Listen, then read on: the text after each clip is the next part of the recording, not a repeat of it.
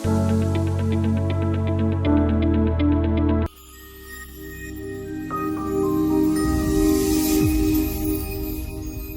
a globally recognized Greek chef, the founder of Greekalicious cooking school, and an author. This weekend, Chef Maria Benardis will be at Opus in Troy. Chef Benardis is joining us this morning to talk about her unique approach to cooking and what she has planned for this weekend's festival. Thank you so much for joining us. Oh, thank you for having me, and thank you for having the Opus here this morning. I'm very excited. So do you call it the Opus? Am I saying it wrong? The Opa? Yes, Opa, with a little, bit of energy. Opus. Because you know, us Greeks are very boisterous. Yes, you know, we get love very it. excitable very easily. It makes it so much fun. So you're showing us how to make one of your dishes, and I can already smell the basil.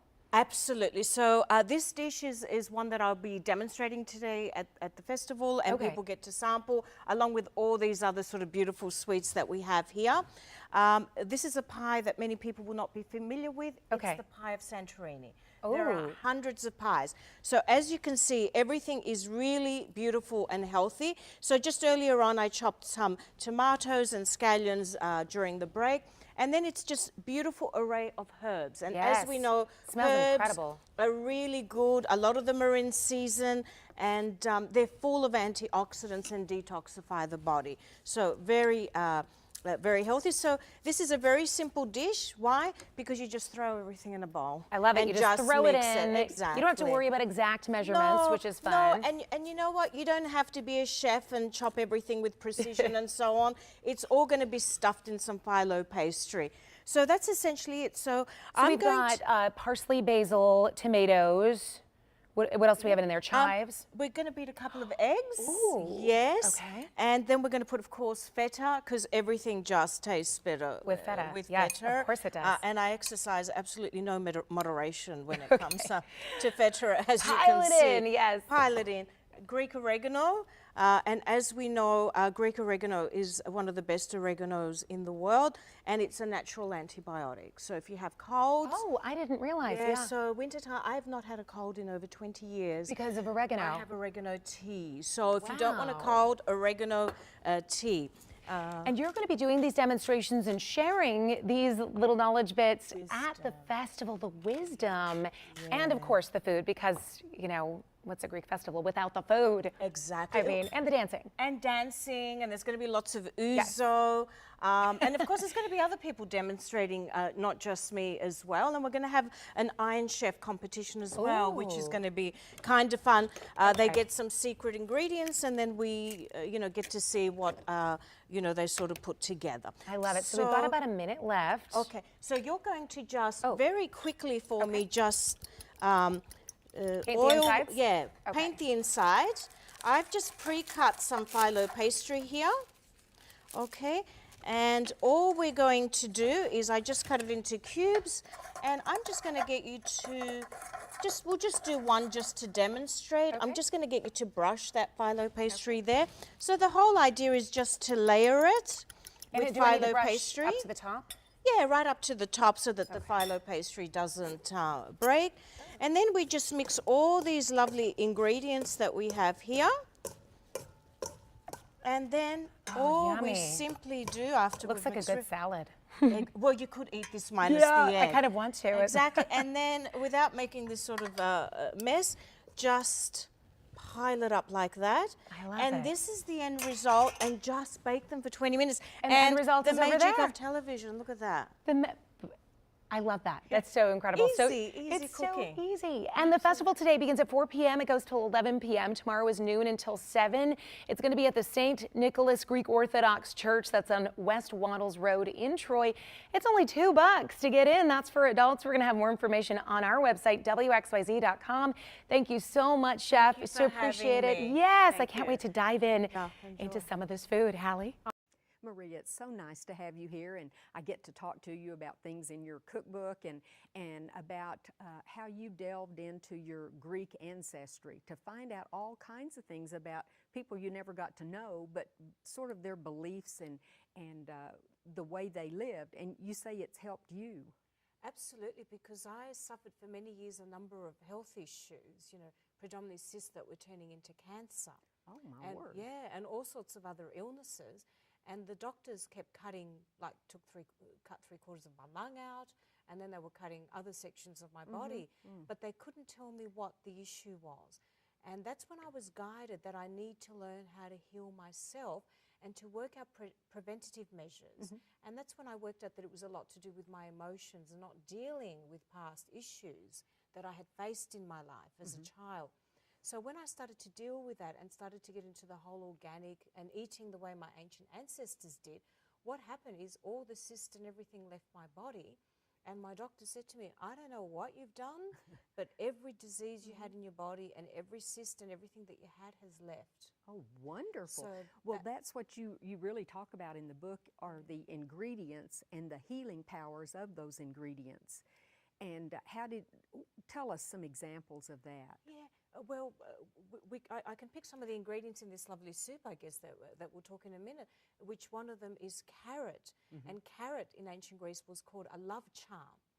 And it was used by Hippocrates as an overall healer. So not just for the eyes, but overall healing. And he prescribed carrots to anybody that was, in hospital or needed recovery. So it's a heal all vegetable. Cumin, which I've used as well. Cumin was used because they didn't have pepper in ancient Greece, so it was used instead of pepper, and it was used for digestion. So therefore, when you put cumin in your dishes or crust some lamb with some cumin seeds, it helps with the digestion and calms the digestion. For example, parsley that we also have there to decorate this lovely dish. Parsley was also used for digestion, but also for a breathalyzer. So, for example, if you had lots of garlic, they would then sit at the end of the dinner table and just chew parsley or basil. And then, for example, other spices like cinnamon. Cinnamon was used to reduce blood pressure, and it's been validated nowadays that cinnamon reduces blood pressure, and it was the reason why the ancient Greece used cinnamon in all their desserts. Because people get excited over a dinner table and their blood pressure rises, so they put it at every opportunity in the desserts to help the blood pressure go calm down and calm for the end of the meal. Exactly. So every spice, every vegetable has a healing property specific to the body. And I know in reading the book, I thought it was interesting. You don't necessarily use measurements for specific ingredients. You use what you have and adapt. Absolutely, because my ancient ancestors used intuitively. They used their senses. So, for example, just a quick example, when I measure spices, I smell them. So if cinnamon is much stronger than clove, so that dictates to me that I'm going to put more cinnamon, less clove. So I use my senses, my sight. Is there enough parsley? I'll look. Maybe I need to add more. But the most important sense I teach people at my cooking school is to use their soul, which is their gut instinct. So what's your intuition or the seed of your soul, which is here in the gut, telling you to do? So if it says to you, add a little bit more salt, then add it. And I always say to people, I don't like to judge people's dishes because what may taste amazing to you may not taste amazing to me, but at the end of the day, it's what makes you happy, not what makes me happy. And that's why there'll always be different measurements. So no one dish will accommodate every person. But that you're not saying then at a meal we should have versions of it, just have a good variety of dishes. Exactly, and always have your seasonings there on hand. And I always at my table, I'll have herbs and I'll have seasonings. And then people can take additional herbs and additional seasonings and add it to their dish to make it their own. I would assume then that you're probably not a big proponent of supplements, because that seems to be what people do now is if they have read that they need a breath freshener, for instance, they would just take some type of supplement, but you're advocating the use of the fresh ingredients. Absolutely, and it's so much cheaper from a cost perspective. With supplements, I am an advocate of like spirulina or things that are close to the source. So, for example, there are dry vitamins and minerals that we could be taking that are really good for us, that add protein to our diet, and vitamins that are dried herbs. So, for example, spirulina is very high in protein and detoxifies the body, so it gets rid of any chemicals and sort of nasties. So I'm okay with that, but the vitamins and minerals that are on the market are actually chemicals, and your body doesn't absorb them very well. So a lot of people are still not getting the nutrition. The best way to get nutrition is to have it in the form of fruit Fresh and foods. vegetables. Yeah. And I believe I read somewhere you said that let medicine be thy food and food thy medicine, from Hippocrates. Absolutely, that medicine be thy food, food thy medicine. In ancient Greece, food was the medicine. There was no chemicals. And I asked the question again, why was it that they were able to live, you know, to 150, you know, with no, you know, a large group of them with Is no that health still issues? true among the Greek? Do they still have longevity? Now it's beyond 100, so I've met people as old as 130. I certainly have not met to 150, but there's a whole host of other factors now. For example, there's fluoride in our water that didn't exist in ancient times. You know, there are other chemicals that are being used around us that affect us that weren't used in ancient times.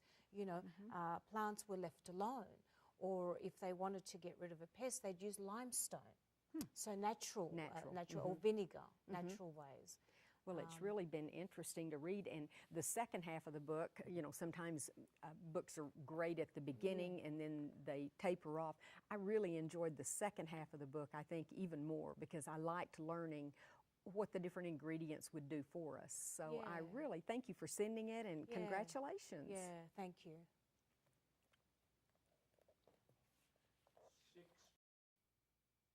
Maria, it's such a pleasure to have you here, and I love your accent.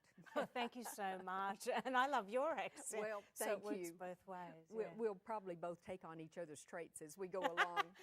But I really enjoyed reading your cookbook, and it has helpful information. Most cookbooks are cookbooks. They have recipes and maybe a few notes from the chef or notes from the author. But this one deals just as importantly with health issues and avoiding stress. What made you write this book?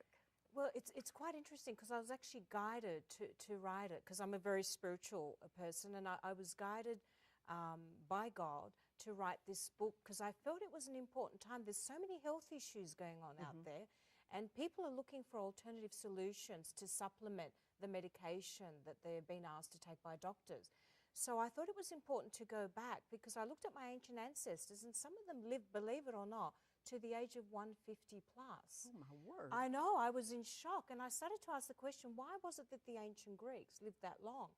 So I read every single book that I possibly could read, and what I've done is consolidated 10 wisdoms that are not only for good health, but longevity and good health. So, and that's how basically I was guided.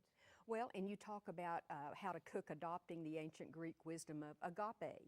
Yes. Which is love, unconditional Absolutely. love. But most importantly of all, it's the only word for love in any language that means unconditional love. Is that right? Absolutely. And so what that means is no judgment, no conditions, just from a pure place of peace. And I think that that's the most important ingredient in any dish, love.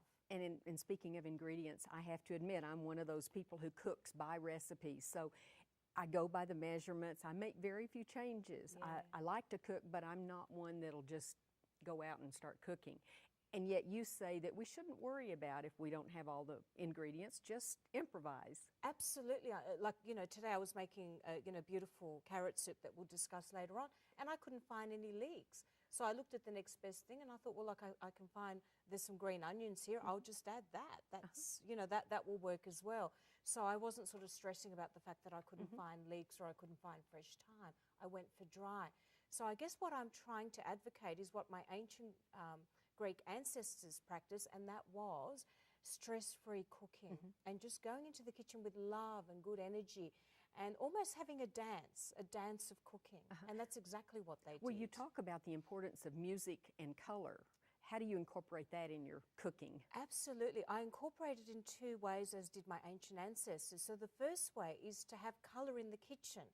So, for example, bright colors, create creative thinking and energize. For example, the sun is a type of color that energizes and helps you think creatively. If we look at the beautiful Santorini blues, which are those light blues, what they tend to do is create peace. So if we look up at the clouds and the sky, we have a sense of peace. So I'm asking people to incorporate color therapy by way of utensils or colors in their kitchen. Decorations. Exactly, to help create the mood. But B, something that we'll discuss a bit more later on, is using colors in our food. And what we're going to discuss later is each color represents a healing part of the body. Give some examples of that, would you please? Absolutely. So for example, when we're looking at carrots, so orange and yellow colors, they've got a lot of vitamin C. So they're very good, for example, for warding off colds. Not only that, if we cut a carrot and we look at it, it looks like the eye. So therefore the carrots are good for the eye. When we look at a sweet potato, not only does it have the color, almost the color of our pancreas, but it is also what we eat for a good healthy pancreas. Wow, And I've so, never looked at it in that way. Yeah, tomato has the color of the heart. If you cut the tomato in half, it looks exactly like our heart. And that's why tomatoes are good for our heart. So I'm just trying to make people more aware that if we look at each vegetable, it will tell us which part of the body it's good for. So celery looks exactly like our bones. It has the same, almost same composition of sodium as our bones does, and it's good for our bones. And I've always wondered how people, older people who are probably gone now, but our grandparents and great-grandparents, even here in the States, they lived so much longer and worked so much harder than we do now. And yet I can remember my grandmother never talked about adding too much sodium or salt or cooking, frying foods or things.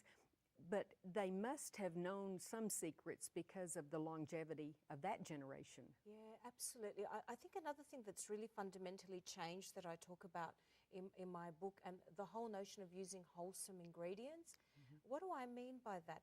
Unfortunately, a lot of our foods nowadays have a lot more added chemicals. So that's another really unfortunate thing that that generation did not experience.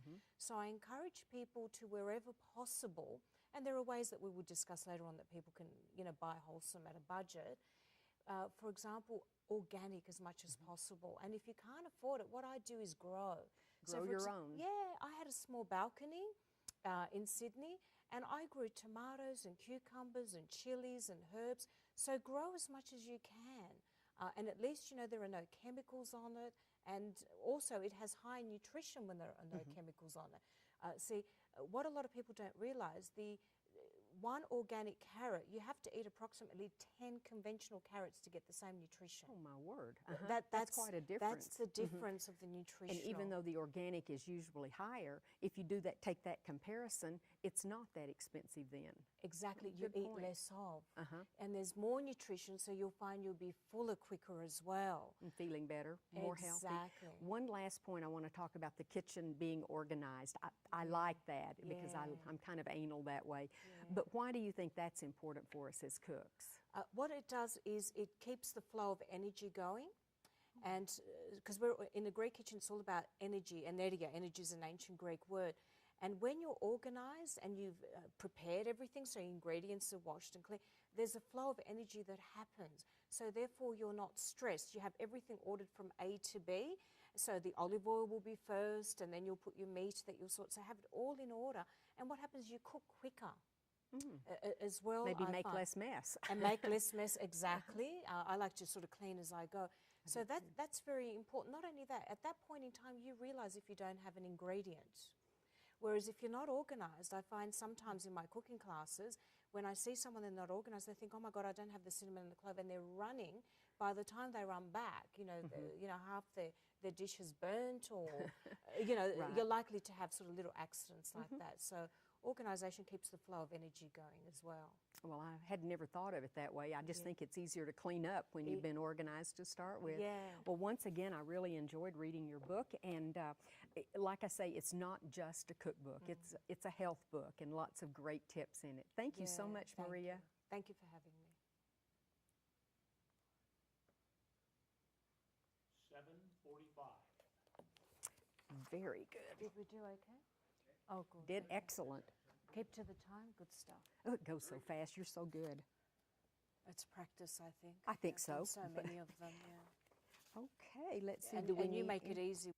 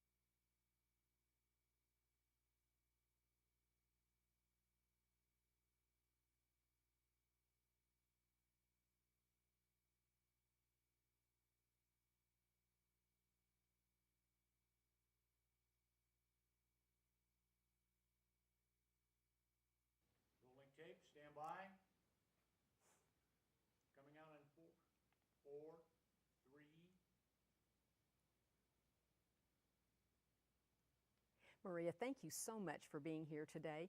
You sent me your cookbook earlier, and I had a chance to look through parts of it, and I'm really anxious to finish reading it. But you truly believe and wrote this book not only dealing with recipes, but about the body, mind, and spirit. Absolutely. And your ancestors have lived to be over 100. Absolutely. Have you put in some of those secrets? Absolutely, and I've put little quotes and I've put little stories of what they ate, which I thought was really important because, you know, I felt that there was a lot of illnesses around the world, and what I noticed is there's a lot of diets out there, and I don't know if people know, but diet is actually an ancient Greek word from the father of medicine, Hippocrates, and it means a way of life. So when I was looking at the diets, they weren't advocating the way of life that my ancient ancestors lived and practiced. So I thought it was important to capture all that wisdom and give it to people and the tools that they need. And here we think, most of us think of diets as limiting all the good things that we love and want to eat. So it's more of a negative connotation than what you're saying. Hippocrates had a positive connotation. And we also have this notion of everything in moderation. So it's okay to have the donut. It's okay to have the takeout food. You know, we're not advocating don't have it. It's how much you have of it that matters. Absolutely. And nothing in excess, as my ancient ancestors would say. And one of the Greek wisdoms that you talk about is that we should adopt a Mediterranean diet. And I've heard of this before, but maybe explain that in case people are not familiar with it. Absolutely. And a great example of that is the island of Ikaria, where most people live to beyond 100, ill-free, so no blood pressure tablets, nothing like that. And what that essentially means is it's very similar to the ancient Greek diet, but they've changed it slightly, the Mediterranean diet. And it is 90% of their diet is fruit and vegetables, so fresh fruit and vegetables. They have a lot of nuts and dried seeds. That's very important, so good fats. The only oil that they have is extra virgin olive oil, so none of these other oils that are toxic to our body. They have fish and chicken moderately, so it might be once a week, and meat is for a special occasion. And you said how frequently? Well, on my island, twice a year, so Easter and Christmas. The reason being is the goats that we sacrifice are our pets, so we're very reluctant to sacrifice them, and that's why it has to be a very special occasion, or a wedding, or a christening. So essentially pulses, so there's a lot of lentils and chickpeas, and that's where they get their protein. And they also have, funnily enough, a lot of cheese and eggs. So instead of having meat, we have cheese and eggs. That also gives you the protein. Exactly, but the cheese that we make is not from cow's milk. It's actually from goat and sheep, which are healthier sort of cheeses, because also they don't require a lot of time for digestion. They're easier on the digestion as well, those kinds of milks. So essentially, you know, very important, always make sure that your fruit and vegetables outweigh your meats and your chicken and your fish, and that's the secret. Well, and even the dietary pyramid tells us that we should have 7-8 servings of fresh fruits and vegetables every day, but I would venture to say that most of us don't get that in our daily diet.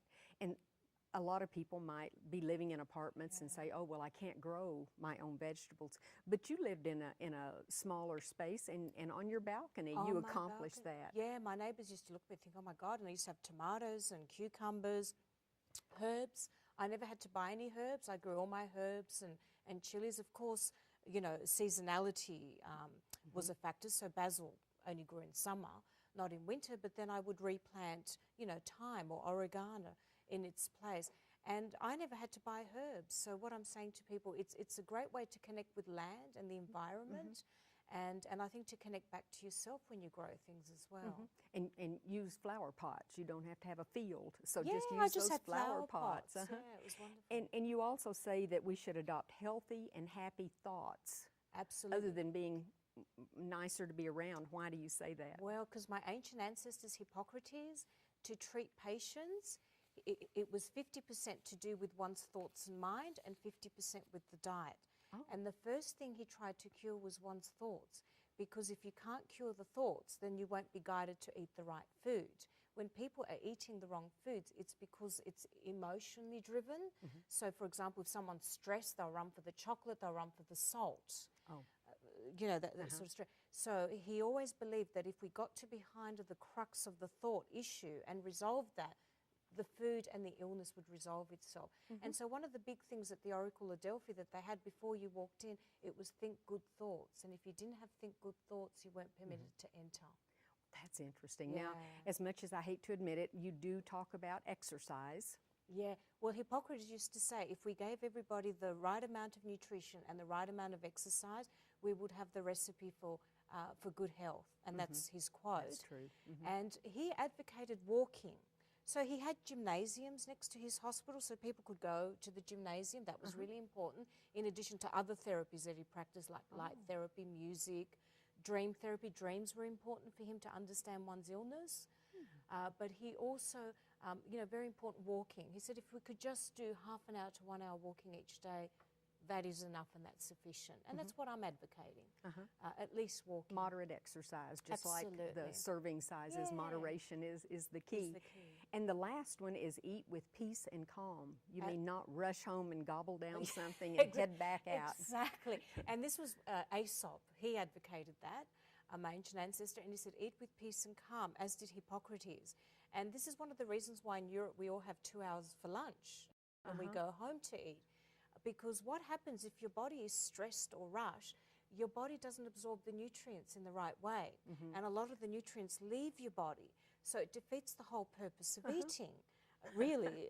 Hadn't thought about it like that. Exactly, yeah. So when your body is calm, all your cells are working and everything's been absorbed beautifully. When you're in a rush and you're stressed, your body is not quite digesting the food properly, and this is why a lot of people get tummy aches or all sorts of other things. But also to us, eating is like a prayer. To us, eating is a prayer. So we eat with a prayer motion, and at the same time, we're blessing our bodies for good health. Even though you've moved to New York City, which is the busiest city probably in the world, do you still practice these? I still do, and it's amazing because everybody around me watches it and follows suit. And I explain to them why I'm doing it. And when they hear the explanation, they want to do it as well. See, if someone doesn't have the tools or doesn't have the awareness, it's very hard for them, to know any differently than to rush. Sure. So I think that's why I was placed in New York, because that's the perfect place for me to be tested. Well, it certainly is, and I admire you for it. Well, thank you so much, and people can find more of the Greek wisdom in the book that you have come out with, and besides, there's a lot of good recipes in here, too. Yeah, absolutely. Thank you. Thank you. Thank you.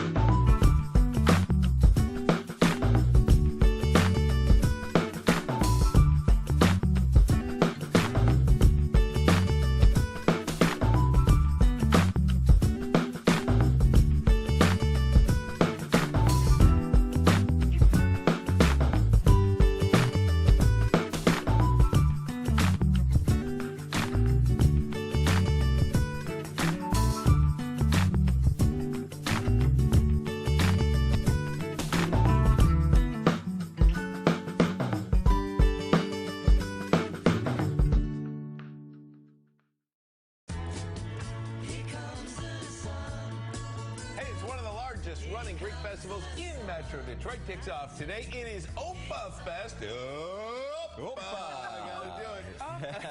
Gourmet award-winning chef Maria Benardis joins us this morning, making a beautiful salad. And Maria, we always think of the Greek salad, the traditional Greek salad when we think salads, but you're doing a little something different. Absolutely. What people don't realize is that we have hundreds of salads.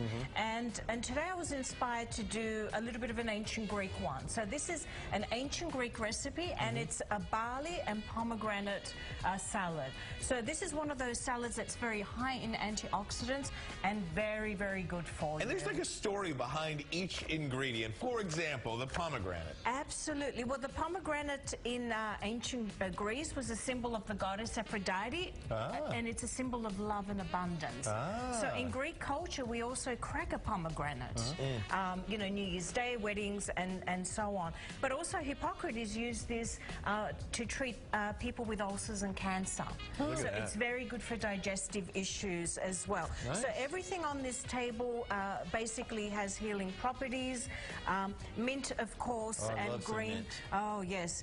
So, you know, these are full of high in antioxidants. So all we're doing, this is a very simple salad, is I'm just chopping lots of greens. I've put some green onion, scallions in there. I'm putting some parsley, which also is good for digestion. I actually drink it as a tea. Put some in a glass with hot water and just drink it.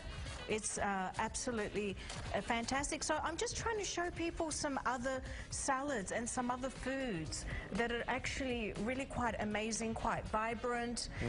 Like we're adding some pomegranates here now. And I mean, look at this color. Who would not like this salad? I mean, seriously. Very good. And of course, some walnuts. Great brain. Oh, where are you? Sorry. There you go. I'll just let it go. There we go. I'll let it go. And of course, guys, everything tastes great with feta. Lee, when you walked in here, didn't you smell it? Oh, it smells You so did? good. It smells so Oh good. my God, yeah. Absolutely. Now, another thing that I've done, just very quickly in my book, then we need to get back to the Opera Fest, is I have showcased these ingredients and actually talk about the healing properties. And the book is My Greek Family Table. Because I thought it was really, really important that people, you know, get back into the kitchen, get back to food for healing. So I'm just seasoning with just a little bit of salt and pepper, and I'm going to need your help for the dressing or someone. Get at it. Okay, so I'm going to get you to pour that olive oil in there for me. Oh, look at that. Okay, you're going to put that garlic in there. Oh, liquid gold is what Homer called it. You may want to put. Can we move the bowl How over about here? I get you to mix? You want You're me to going to mix? mix. So yeah, because our camera is right here. Exactly. You're going to do that. So you're going to put a couple of splashes of red wine vinegar. Yeah, just a couple, Greek ones. What do I use this to mix Greek this? ones? So I'm going to give you some. This is so much fun, Maria. Okay. So this I want is to have honey. dinner at your house. Yeah, everybody does. Everybody does. Okay, so some honey, and now I'm going to get you Chef to mix that. And Chef over here is going to start mixing the salad. Look at this. Fabulous.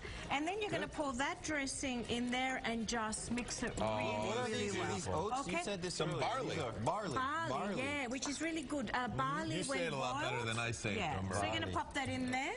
Pop that Come in on, there. Lee Thomas. I think this is the most work we've ever done, man. We're doing a good job. Are we doing a good job, Chef? We're doing a So good this job. is the kind of food everybody can expect to have at Opera Fest. So I'll be demonstrating these dishes and people can sample them. So this is in Troy, the Opera Fest, the 26th year of the Opera Fest in Troy, and it is this weekend, and you can get some great food there. Barley and pomegranate salad included. We've got all that for you. I've got to do this. Best part. Here you go. I gotta get So we mix that well, Chef. Yes, you did a great job. I'm trying. Make sure I And mix let's it put it really in good. this nice bowl. Oh, thank you. Let you plate that up. Unbelievable. Am I doing an okay job? Yeah, I think you are. Is that good, right? Looking good. Nice. Lee, you did a great job. Yeah. I think Maria did all the work. We all did teamwork. Look So at there that. we go. Look at that, guys. Unbelievable. Here you go, buddy. So Lee tuck Thomas, in. you get 2 forks. Tuck in. Maria, this has Tuck been in. All you fantastic. do as I do, just go straight to the point. Why waste time? Right. Awesome. It's so good. Hey, we are double dutching with the master. It's all Greek to us today in the Better Kitchen. That's where we find Maria Benardis, author of the cookbook My Greek Family Table. And she is here now to teach us how to get the best flavor out of our tomatoes with a great Greek recipe. Welcome, Maria. Thank you for having me. Doesn't it smell incredible in here? Amazing. Thank you. Absolutely. And you're a big cook. You love Greek I love to cook. I do. Wow, yes, great, yes. great. So I'll need your help. Yes. Need your help. So is it philo or philo? What's the right way that we Well, should say in it? Greek we say philo, but here in the States we say philo. So philo. It's okay. It really doesn't. It doesn't matter. All people need to know is that phyllo making or pastry making has its origins in ancient Greece. So this is something that started over 3,000 years ago. Wow. Okay. And so this is one of the many pies cooked in Greece that we're making today. People don't know, but there are hundreds of pies in Greece. Oh my gosh. So this is the one from Santorini. Well, let's get started. How do we do this? Yeah, so basically it's very easy. Very important that we've got some beautiful herbs. So I have basil, mint, parsley, and some scallions. Feta cheese, of course. You can't make a pie without feta cheese. And of course, beautiful tomatoes, which are great from the heart, anti-cancerous. And eggs. So what we're going to do is I've sliced some tomatoes, so we're going to add all the herbs. I'm going to get you to maybe add all those herbs in there. I'm going to add all the feta cheese. So it's very easy. Greek pie making is basically throw everything in a bowl, mix, and then, you know, put it in between some phyllo pastry. It's so funny because you go to a Greek restaurant, it's delicious, but you wouldn't think that it's easy. So you're saying that a lot of it's easy. So complex. Well, we're making it here. So all I've got is a couple of eggs here. So you might just want to beat those a little bit. Okay. And the interim, I'm going to put some wild dry oregano, which I bought from Greece, from Kalamata. So we'll put a little bit of that. And then we're just going to put a little bit of salt and pepper. So I'm just going to get salt and pepper, okay, yeah, a over little bit there, of seasoning. So you can put that egg in there. Okay. So a little bit of cracked So far, pepper. it's a one-pot meal. Well, all pies, all pies in Greece are one-pot meals, and so we mix that. So we'll mix that like really, really well. So I'll get you to mix that. And just interesting to know, one thing that I do in my book, My Greek Family Table, is I actually list all the healing benefits of all the ingredients we have here. Oh, I love that you do that. Yeah. So, for example, mint was considered an aphrodisiac, so Alexander the Great would not allow any of his army to drink mint tea before wartime. Yeah. Oregano, I don't know if you know this, oregano, the word means, it's a Greek word, joy of the mountain.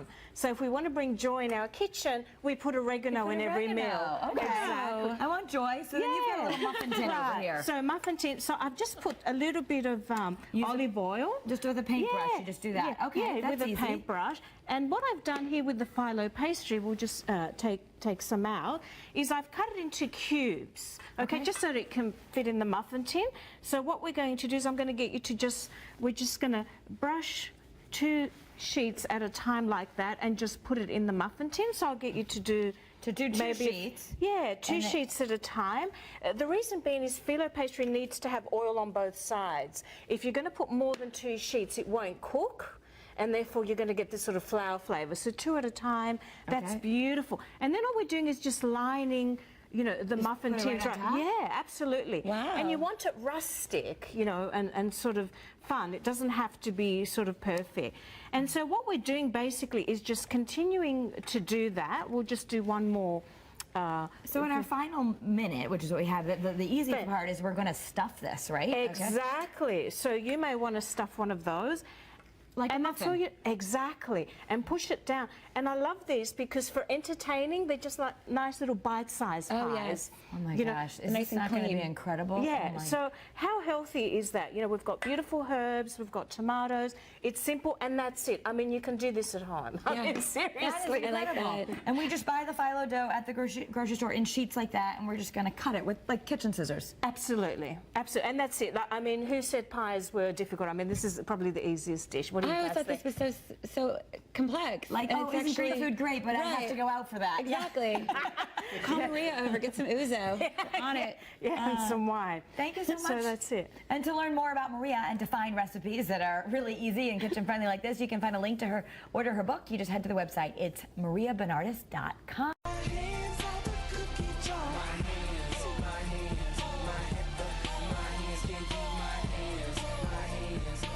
Wow, well, Easter comes with many, many traditions. From the food to the desserts, the celebrations, they're just endless. Showing us how we can add Greek culture in our family traditions is Maria Benardis, Opa! Opa, I'm so excited to be here. And Me too. We're both in very spring colors. Spring-like colors. Yesterday was the first day of spring. Yeah. We're talking about Easter, and you are making some delicious treats this morning. Yeah, some of the traditional, sort of things that you'll see on a Greek table, basically. So what we have here is, of course, the beautiful Easter eggs that we dye in various colors and use various leaves to do different designs from the garden. Okay.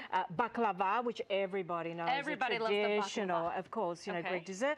And here we have the Greek butter cookies, which are the traditional koulourakia that we make with kids. And Say that again. Koulourakia. Koulourakia. Yeah. Okay. And there's a little song that we sing when we make them. You as do? well. I'm going to let you sing the song. I'm not quite sure if I'll be doing singing today. Yeah. So as you can see here, we do various little designs. So I've started making some there. We do like a little sigma, S, the little plaits, the three representing the Holy Trilogy, little circles. So they're kind of fun with kids. Absolutely. And, I can see why kids would love that. Yeah, and after we sort of make a design, I've done a little bit of a sigma here, and S. All we do is I've just got a little bit of egg wash, and you may want to sort of brush that. And you just brush that on here? Yeah, just brush that on top, and it gives it this lovely glow that we have here. Is that too much, or is that enough? No, or do you need more? that's perfect. Absolutely perfect. And then, we bake them. So, I mean, of course, you'll see many more recipes on our table, like pies, and every part of Greece has a different pie. So, interesting. Yeah, there are thousands of pies, and yet we don't see them on the menus here. Why is that? Why do you think? I think it is because there's an education issue amongst a lot of cooks and chefs. They haven't travelled around Greece. Like, I spent my first 5 years travelling around Greece, knocking on people's doors in different regions and saying, what are you cooking? So in Santorini... You really knocked on the door and said, what are you cooking? I do that. And then I did. And then they let you in? Yes, they did. They did. And then they invited me to their homes and I'd stay overnight. Okay. So, for example, when I went to Santorini, they make tomato fritters, tomato pies. Tomato. Exactly, tomato. I love it. So, so that's it. So pretty much everybody will find these lovely recipes in my new So how do the Greeks celebrate Easter? Well, basically, there's a lot of church. At the moment, we're in Lent, we're fasting, because Easter is on the May the 1st, which is really unusual. Right, and that's important to know that Greek Orthodox Easter is May 1st. Yeah, and like our Easter is coming up this Sunday. Which is so bizarre to me because, we're on Lent and not having any meat or anything and starving ourselves. And then you still have to wait a couple more weeks. Exactly. Okay, but it's a big family tradition, correct? Oh my God, it's when everybody gets together. And the wonderful thing that happens in Greece, I don't know if people know this, people take their barbecues outdoors because we haven't had meat for 40 days. Okay. And so they're cooking in the streets and sharing the food in the streets. So a lot of it comes outdoors as opposed to just being expands from family to community. Absolutely. I like that idea. Absolutely, really important. So now you have these sweet little treats, but what is also found at a traditional Greek table for Easter? Depending on which region of Greece, lamb is very big on the table. The island that my father comes from, we only have goats. Okay. So in my family, we always have goat. So, what does goat taste like? Oh, I actually find it leaner and more delicious. Okay. And actually, it's got less fat. It's not as fatty as lamb. Really? I love it. Because goats eat anything. Yeah, but predominantly in Greece, they eat wild oregano. Okay. Which is good. So at least they're eating nice, pure, lean, grass, green herbs. Yeah. All right, well, that's interesting. Well, Maria, tell me a little bit about the book. So this is Cooking and Eating Wisdom for Better Health. Yeah, basically the book in a nutshell, in addition to having beautiful recipes, I profile a lot of the ancient Greek ingredients used, such as kale, cinnamon, and what the ancient Greeks used them for healing benefits. So, for example, cinnamon was used for blood pressure reduction. That's why it's in a lot of our sweets. And it's been proven now that it reduces blood pressure. Helps with diabetes? Exactly, exactly. And in addition to that, at the beginning, I put a lot of the ancient wisdoms of how we cook intuitively in the kitchen and with love, and how we can incorporate certain ancient Greek wisdoms to heal ourselves. So instead of running straight to the doctor, there are certain things that the ancient Greeks did to heal themselves and to help them out. And I thought it was important to share that because I was ill for over 6 years with sort of tumours and cysts developing into cancer in my body. and the doctors couldn't help me, and I healed myself by applying these wisdoms. Right, and you were able to help yourself, and now you're feeling better? I'm fantastic. You Everything look fantastic. disappeared from my body, which was amazing. So All never right. felt better. Well, I'm glad you're feeling better. I'm glad you're here with us today. Okay, so now we're going to do this before we wrap up here. The book is called absolutely. Cooking and Eating Wisdom for Better Health. Yeah, this is the fun part. This is the fun of part. this. So did you want to Okay, so I go at the top? Yeah, exactly. And I just hit it? Yes. Okay. Oh, I cracked. Oh, that's okay. Let's do the other side. Then Okay, we'll do the other side? Let's do the Okay. All right, I'll do that. Oh, there we See, go. so you win. And that means good luck for the rest of the year. I'm going to put There that we egg go, down. There we go. I'll take There a baklava instead. Take a baklava instead. Thank you for joining us, Maria. Thank Don't forget, you. cooking and eating wisdom for better health. And of course, Oompa! Opa, opa. Thank you for having me. Thank you. We have more of Let's Talk Live coming up right after the break. That's good enough for me.